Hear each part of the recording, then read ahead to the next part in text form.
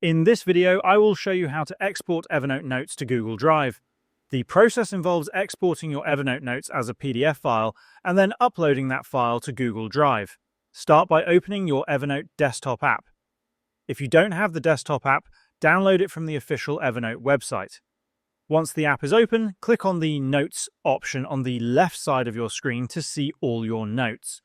If you want to export multiple notes, hold down the Control key on your keyboard and click on each note you want to export. Alternatively, you can press Ctrl+A to select all notes at once. After selecting the notes, click on the three dots on your screen. From the drop-down menu, click on Export as PDF. Choose the destination on your device where you want to save the PDF file and click Save. Evernote will export the selected notes into a single PDF file. Next, open your browser and go to Google Drive. Log into your Google account if you aren't already logged in. Once you're in Google Drive, right-click anywhere on the screen and select File Upload.